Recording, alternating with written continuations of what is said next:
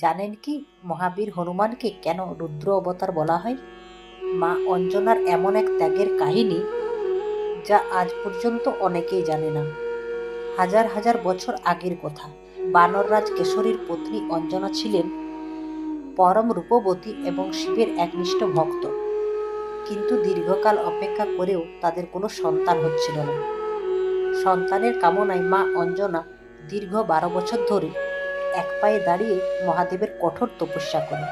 মা অঞ্জনার ভক্তি দেখে স্বয়ং মহাদেব প্রকট হন এবং তাকে বর দেয়, আমি নিজেই তোমার পুত্র রূপে জন্মগ্রহণ করব এবং পৃথিবীর অশুভ শক্তি সকল নাশ করব।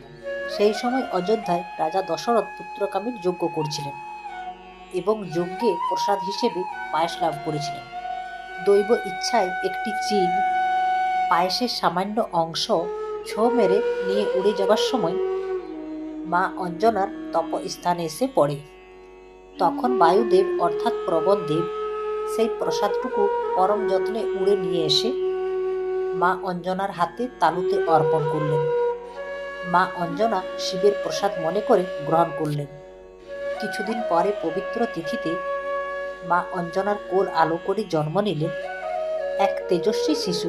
জন্মের মুহূর্তে তার শরীর থেকে সূর্যের মতো জ্যোতি বিচ্ছলিত হচ্ছিল। মহাদেবের 11তম রুদ্র অবতার হিসেবে তিনি পৃথিবীতে এলেন, যার নাম রাখা হলো অঞ্জনীয়। কিন্তু জন্মের পর এই শিশু এতটাই শক্তিশালী ছিল যে তিনি নিজের খিদে মেটানোর জন্য সরাসরি আকাশের সূর্যকে একটি লাল ফল মনে করে তা ধরতে লাফিয়েছিলেন। দেবরাজ ইন্দ্রের বজ্রের আঘাতে তার হনু চোয়াল সামান্য বাঁকা হয়ে যায়, আর সেই থেকেই তার নাম হয় হনুমান। মা অঞ্জনার বিশ্বাস এবং কঠোর তপস্যার কারণে পৃথিবী খুঁজে পেয়েছিল তার সর্বশ্রেষ্ঠ রক্ষাকর্তা এবং রাম ভক্তকে। মায়ের অটল বিশ্বাস আর এই ভক্তির কাহিনী যদি আপনার মন ছুঁয়ে থাকে তাহলে ভিডিওটি শেয়ার করুন আর কমেন্টে বীর হনুমানজির আশীর্বাদ পেতে লিখুন, জয় বীর হনুমান।